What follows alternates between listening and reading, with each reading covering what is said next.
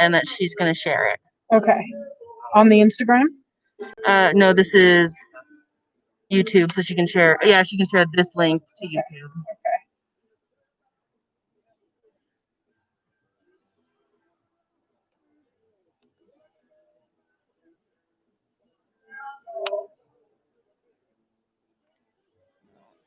Carissa.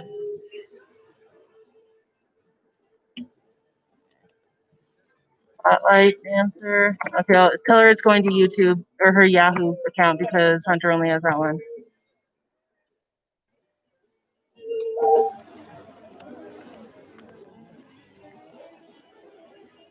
Oh, you got a crowd? Got a bit of a crowd. We have a chair for you right here. Move it wherever you're comfortable. Really. Got a live stream going. And with like the tiny prints, that's Seattle. And then you have Lake Washington. So like you got Seattle, then Lake Washington, well, the east side. So the east side is everything. The east of Washington, that's like suburban Washington.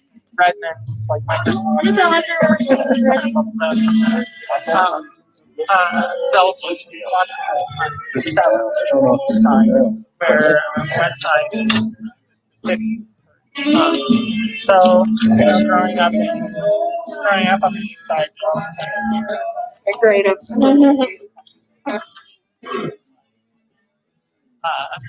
Sorry, I really wanted to. Yeah. Like I didn't want to work hard enough to like audition for this area. It's pretty good school. Yeah.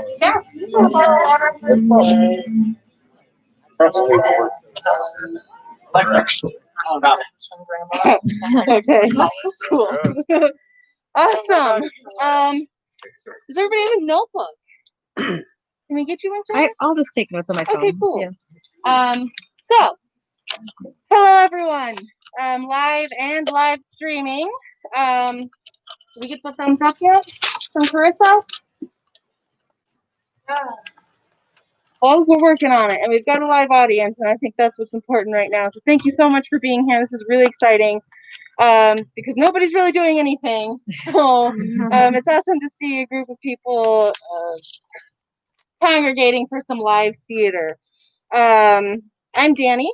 I'm the artistic director of Trash Theater.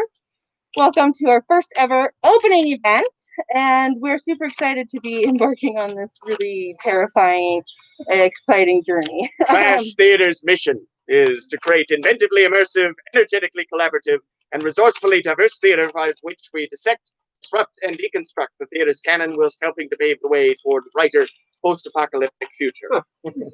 Thank you, Hunter. Yeah. Thank you. So thank you, Hunter, and Hunter is currently one of two official board members, so that it's slowly growing. So if you have any interest in participating on our board, join Hunter Hash, and we have Ray Higney, our own Christina's dad, is helping us out with some business advice and serving on our board. So if you'd like to join our board or just help us along this journey in any way, you can email us at trashtheaterbozeman@gmail.com. Trash Theater's mission is to create an inventively immersive, energetic... Thank you. Appreciate it. Fun stuff. And that's Theater RE. So, yeah, if you wanted to jump on our board or get involved in any way, reach out to us there. Our leadership team also includes Carissa Lund and Natalie Johnston. They are working remotely, kind of operating our live stream event. They are marketing directors, and so they're doing all of our social media and virtual programming. Then we also have Christina Higney. Hi. And she is our programs director. And additionally, we partnered with some really cool projects happening virtually. We've got Impromptu Works Bozeman, which is being run by Natalie and Carissa, and that's a really fun sort of theater company that does 24-hour challenges. They're doing one on the September 18th and 19th, right? Yes, September 18th and 19th, so keep an eye out for that. And we're hoping that if it's warm enough, we can do another outdoor live something with Impromptu Works Bozeman Live. Otherwise, that'll be virtual. And then we're also partnering with Why This Play Now, which is directed by our very own Nico Mel. And I would like to step aside and open the stage to you to give a little blurb about what Why This Play Now is. Yeah, so if you go onto YouTube right now and you type in theater talk show or just theater web show, then the best that you'll find is some obscure, stodgy show in the UK that was made like a decade ago, uploading its episodes right now. So what we, and we as in me and my creative partner back in Portland, Oregon, wanted to do was promote our beautiful, gorgeous theater community. The idea that theater communities exist all around America, that you don't have to be in Broadway to do theater correctly, that it is diverse and applicable to every local community in America. And with that, there's Lin-Manuel Miranda and a Meryl Streep in every backyard. So what we wanted to do was create a web show where we partner with local theater artists and then just talk about theater. In Why This Play Now, we do one play per episode and ask the question, why this play now? It's a very familiar dramaturg or creative side question, and we're really excited to invite an audience in there to see a behind the scenes that I am so honored to be partnering with Trash Theater. I can't think of another theater that I want to work with right now, other than a theater that specifically wants to make live shows meeting the needs of the pandemic, but also still making theater in spite of it. And on top of that, Kyle and Pamela Holmes are leading the crew and making sure that all of our beautiful work is captured. So they deserve a huge applause as well. So yeah, why this play now? You know, hey Jordan, may I please get a notebook? Thank you. Jordan is an awesome assistant, sit-hand for the crew, and if you want to have a link to the private first edits, we're posting our rough draft to YouTube as soon as possible. So if you want us to send you that private link for you to share amongst your friends and colleagues, then you can get on that list with Jordan. Thank you so much, everybody. Cool. So before we get started, I just wanted to do some basic housekeeping. Bathrooms, if you need to get up, you can totally get up and sneak inside the house. Feel free. Past tea there, through those doors, right across from the kitchen, you'll see a sign on the left-hand side that says bathrooms, and you are welcome to just wash your hands. There's soap in there and paper towels and all the good stuff so that we're staying healthy and clean. Also, if your phones are on, maybe silence them. I know that we're outside and we have this delightful opportunity to have like a really cool ambiance. So, you know, if it happens, it happens. But, you know, it is the theater. Also, donations. So people who are tuning in on our live stream, if you feel like donating to us, we would love it if you could go to the link on our live stream. We have a GoFundMe going on right now. I'll talk a little bit more about that in just a second. And then any donations, if you feel so inclined to pop into our trash can over there, will go directly to the actors. We would really like to start off strong with sort of the mission that our actors get paid, even if it's $5 for the show. So we can obviously would like to grow from there, but their hard work and their emotional labor is worth our money. So pockets, if you feel like donating or popping a buck in there for your soda or what it may be. Trash cans. There's a black trash can over there for trash, and a white one that says recycling. Is you know, theaters tend to be are often somewhat unsustainable and create a lot of waste, and so we are hoping to recycle as much as possible. So throw your cans in there or your plastic bottles if you wouldn't mind doing that for us, and we'll recycle those.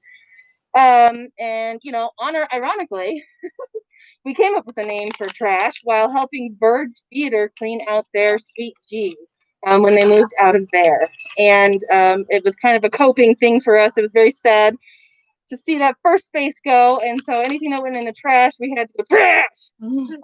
And then we soon came to realize the truth behind that saying, one person's trash is another's treasure. And so we have huge amounts of thanks to give to Verge Theater, who have donated all these chairs that we're sitting on to us. They've donated some lighting, they've donated soundboard or lighting board, projector, projection screen, a lot of really cool tech that would have cost so much money for us as a startup, and will allow us to sort of funnel some of them working for free right now. So we'd like to pay them eventually, and pay the people that we are partnering with. So huge thanks to Bird Theater. Bird Theater. They put us in a really great spot. Also, for our GoFundMe, I just have to say and give some shout outs. We've earned $965 out of our $2,500 startup goal. So that's a big deal. The initial $1,500 is going to go to getting us a lawyer so that we can have help becoming incorporated as a nonprofit. And the rest of it will go to sort of professionalizing ourselves in other ways and paying our actors and our tech. So I just wanted to give some shout out to some people who have already donated, because I think their names deserve to be heard out loud. Sam, oh, you only have one R in your name. Your last name? My bad. No, you are. Sam, thank you so much for your donation, for being here. Camlin Cox, Callie Shine, Ruth Otley. Ruth, if you're watching, thank you so much, and we love you and wish you were here because you're amazing. Danielle Thompson, who also works with Verge and does random acts of silly around town, and so that was a really wonderful, awesome surprise. Let's see, Nick Ritchie, Danny Warmith, Taylor Larson, Jasmine Sherman, Sydney Medill, James K, and Gretchen Batch. We have had amazing donations from all of these people. Yes, we should have done all of them. Thank you so much to everybody who's donated and will donate. Again, our little things are there. So, a little bit about Composting Project. This will kind of be an ongoing project for local playwrights. There's two parts. This is part one, our table read. Very casual, BYOB. Drink responsibly. If you're not 21, don't drink. So today's table read is just casual. It hasn't been directed. It's going to be their first time kind of saying it out loud together. And so the goal for this is just to kind of hear the content out loud, see what holes there might be, get some feedback, some initial feedback from our audience so that we can revise it, and then go to our second part of our composting project of Cletus, which will be September 25th at the Eagles upstairs, where that will be a directed staged reading of this same piece, different actors. So please take as many notes as you can and want to. Questions, comments, whatever ideas that you may even have. And without further ado, I would like to introduce our actors. We have Michael Goldstein playing Professor, or P. Keith Houston playing Student. Nico Mel playing Neighbor. Right? No, Stage Directions. Stage directions. I'm playing stage You're playing directions. Stage Directions. The best character in the show. And our very own Christina Higby playing Neighbor. I will now stop talking. This is a very long opening speech. Please enjoy Cletus. Who wrote it? Oh, sorry. I couldn't be vain enough. I wrote it. And Hunter and T. So it was a joint effort spawned out of the quarantine. Enjoy. Cletus, a play in 2 acts by Danielle Sather, Hunter Hash, and Saibom Akichi.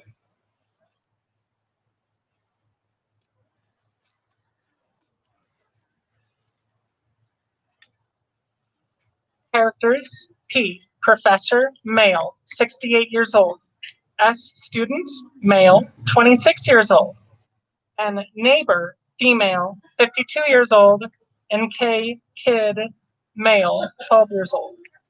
The setting is a hot tub in present day. He is in the hot tub relaxing. The cactus rests beside him near the edge of the hot tub. In silence, he grabs from his hidden, endless supply of gin and pours himself another drink. The drink is only gin, no ice. After a moment, S walks in carrying his satchel with research and books, etc. in it. S is wearing a turtleneck and swimming trunks. He gestures to get into the hot tub. S takes off his shoes and sweater and gently gets in. The water is at first too hot, but gets used to it. He offers S a sip from his glass. S takes a drink and coughs, not realizing it's gin. He laughs and pours S his own glass. There are 5 minutes of silence. Then it starts to snow. After a moment, So, The Sami people have at least 180 words for snow. Sami, the native people of Norway, Sweden, Finland, they have at least 180 words for different types of snow, ice. I'm part Norwegian. The English, I think a little bit. French, I don't. German, Uh, Italian, Swedish, Moroccan, Hungarian, Iranian, Austrian, Ethiopian, Czechoslovakian, Tibetan, Australian, Korean, Saudi Arabian, Egyptian, Dutch. It doesn't really matter. It It doesn't. doesn't. Matters is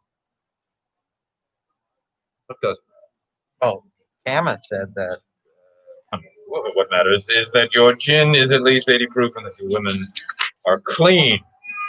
Sir? Although most sexual ailments are now treatable, but I'm fairly convinced you haven't lived until you've experienced the burning fear of foul, festering fuckpot. Jesus. Well, there's the man you had it all, kid. What? Of course, it's pretty easy to get in when you already have a ticket. I'm not sure I'm following. All dogs go to heaven.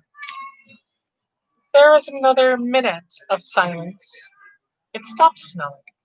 He refills their drinks. They clink glasses in a silent toast. So, There was a boy, a very strange, enchanted boy. He said he wandered very far over land and sea. A little shy, sad of eye, very wise was he.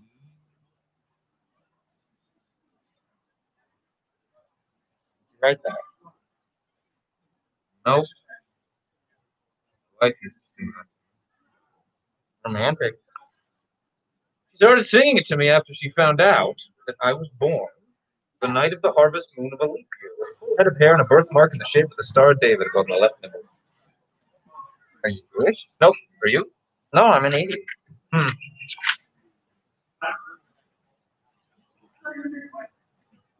Oh yeah.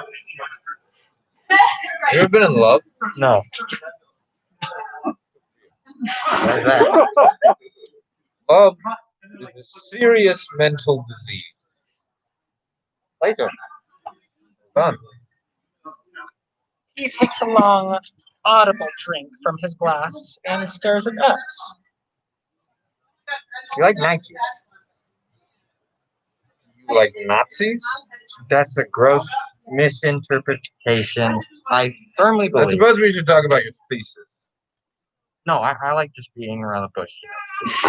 Heck at it. Refilling glass. May I refresh your drink? Only to the topics.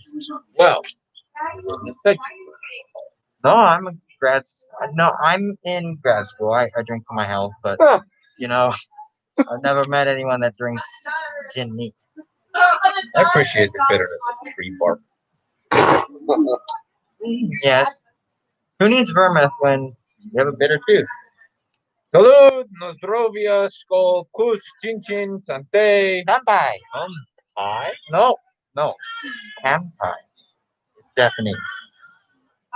Are you Japanese? Sure. Cheers. They clink glasses and P refills them. Attaboy. You're the harvestman. Did I say something wrong? Do you not believe I was born the night of the harvest moon of a leap year with a full head of hair and a birthmark in the shape of the Star of David above my left nipple? I mean, there is no birthmark in the shape of the Star of David above your left nipple.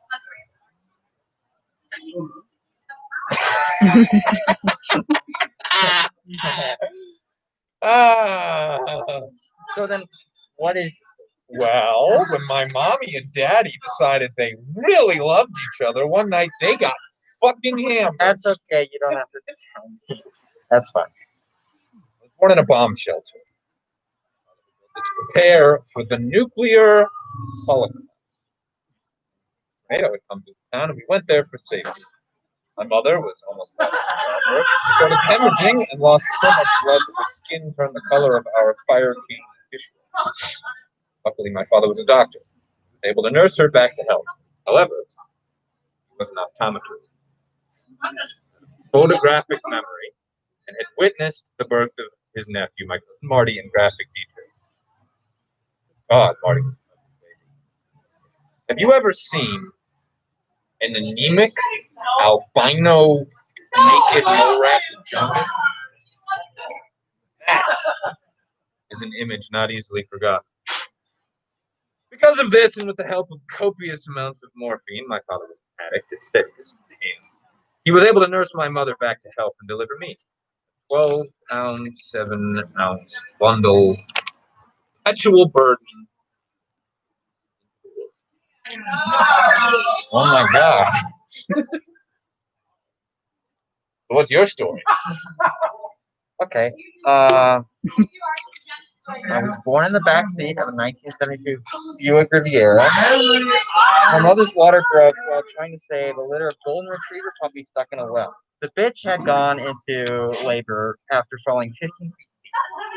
The mother golden died while giving birth. Well, right after, but the puppies made it as the water was shallow and there was a cluster of moss upon which they could survive, but only for so long.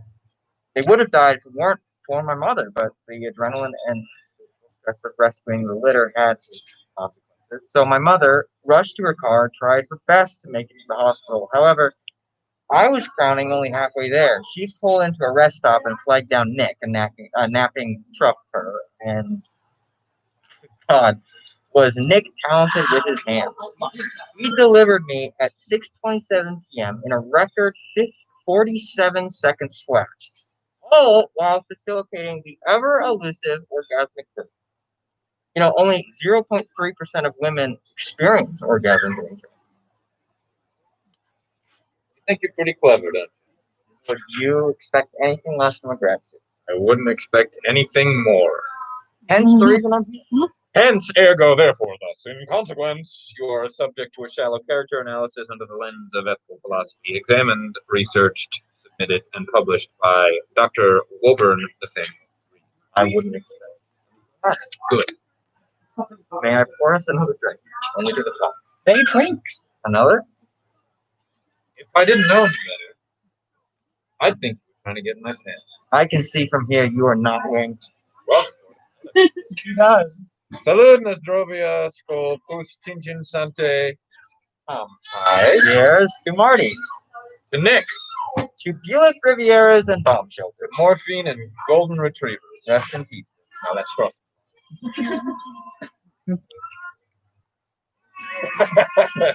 Cheers.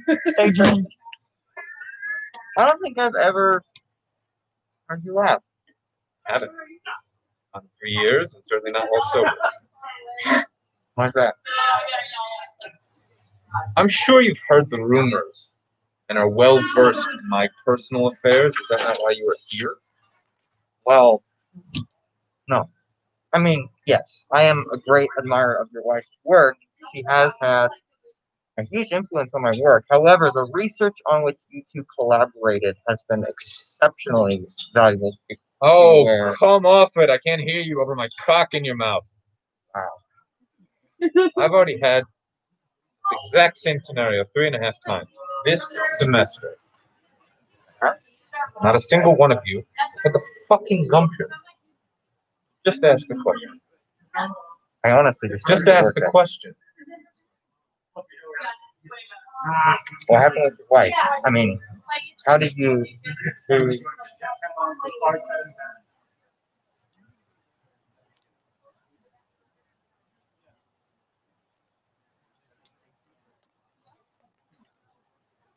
know, I often ask myself, why have I yet to? I crossed the line. Sorry. I said I'd retire at 60. Retire after I wrote my 5th book. I said that I'd retire. Practice my wife gave me when she got back from her trip to New Mexico 38 years ago died. I said that I'd retire if I lost a student as a direct result of my action.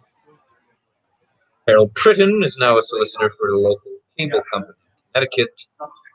I, Malone, and lost in consequence. Really didn't. Let's have it. May have misjudged my gentleness. He pours them another drink. They drink, and P goes to pour them another. I really should slow down. I have a 10 a.m. intro class. Nonsense. If you want to know the man, you've got to drink like a man. They drink. Okay, I'll be straight. You like that? Very much so. Beating around the bush, just heck at it. Feel as though you just like. As much as I hate myself. Then why did you invite me? Because you're just as sad and pathetic as I am. I think that's a little unfair. You haven't taken the time to actually get to know me. This has all been a game for you. Oh, but sport. First of all, I saw you smoking Pall Mall cigarettes at the loading dock of the Performing Arts Building. Good job fitting in with the degenerates of academia. Second, there is an uneven distribution of gel in your half-assing the mundane. That's a dangerous precedent. Third, you have holes in your imitation Nike tennis shoes.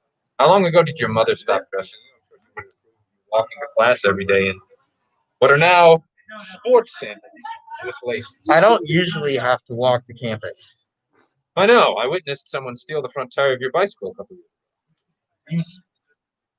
You saw who stole my bike tire, and you didn't do it.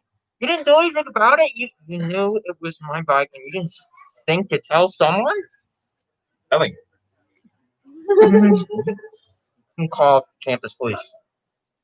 philosophy and ethics professor. My job is to pontificate ethics, not to act on it. Unfucking believable. Is it? Unlikely. It's just that. Am I suddenly responsible for you? No, I'm just feel responsible like now because I witnessed the insignificant injustice of a grad student whose career path is little more than what you're doing now. because your successes are so admirable. Point. You don't scare me. You act as if you're untouched. So smug. You sit in your office in a constant state of pain. You despise yourself so much that you project it into your work and onto your students. Where are the ethics in that?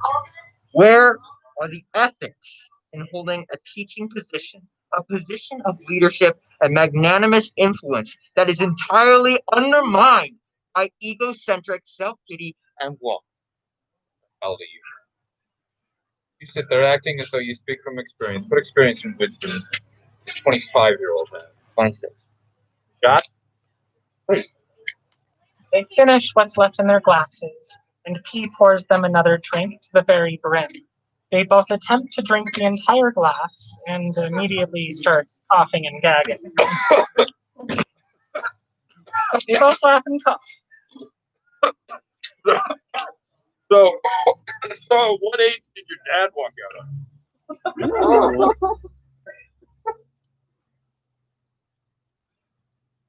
It's so hard for you to be nice, isn't it? Yes, it is. But I'm right. My dad was a truck driver around the whole world. Nick? No. He died of a speed overdose when I was 12. I know.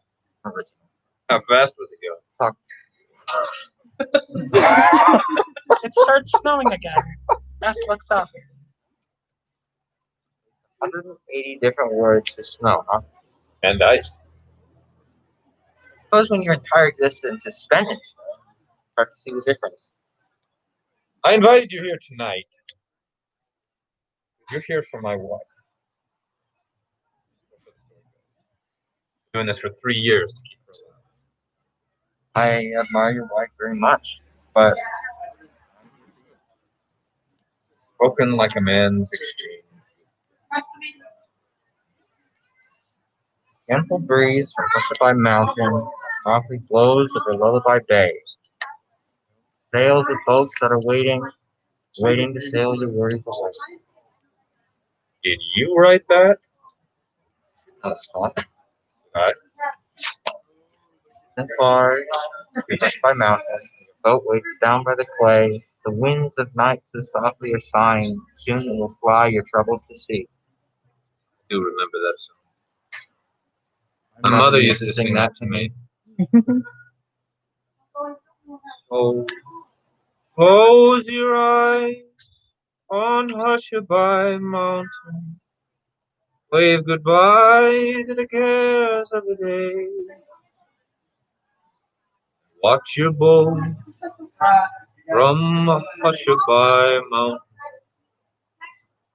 sail far away from Lullaby Bay.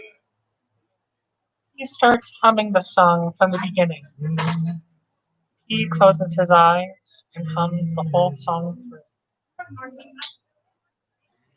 When he is finished humming, it stops snowing. There is a moment of silence.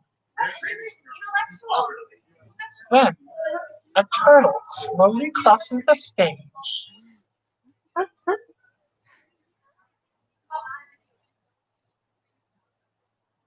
and disappears. While the turtle crosses, he and S silently follow it with their eyes.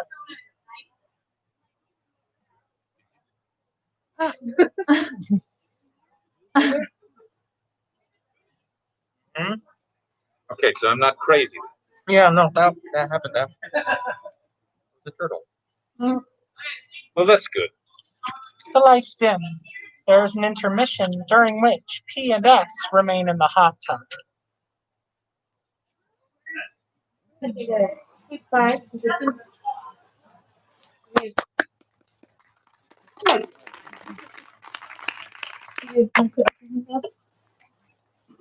What? Can you hook it to this channel? Cool. It should be through there. We're just gonna hook up to the live stream, Right? And wants if anybody another needs to refresh drinks or go to the bathroom, you can. We're just going to do 3 to 5 minutes and see if we can find a way to compete with the noise. not bad. Yeah. I don't know why I took this.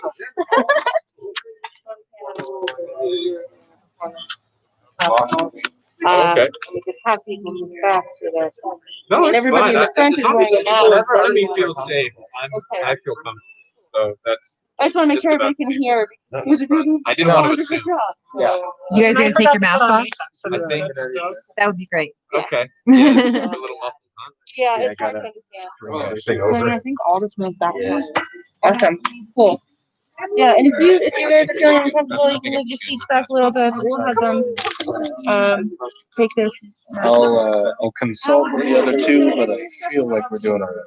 On their way back. Cool. I'd rather hear me. Cool. So yeah, anybody who's in the front, if you want to scooch back and have some space from the actors, but so we'll keep our masks on over here.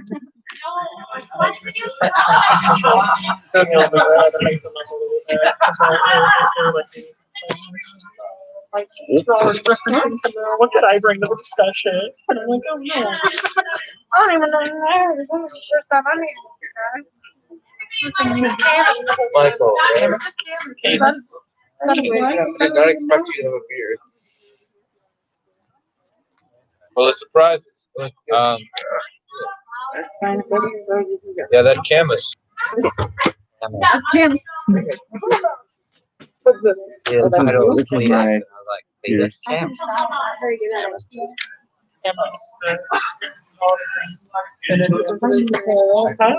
Oh yes. Nice to meet you in person. No, we're still in the how the conversation worked out was the first episode was just generally talking about that. And now we're still in the process of research and stuff like that. So That was cool. yeah, that was Okay, good. Yes. Let me get more. Can you hear us? Yeah, I can. Oh, Let me yeah. Yes.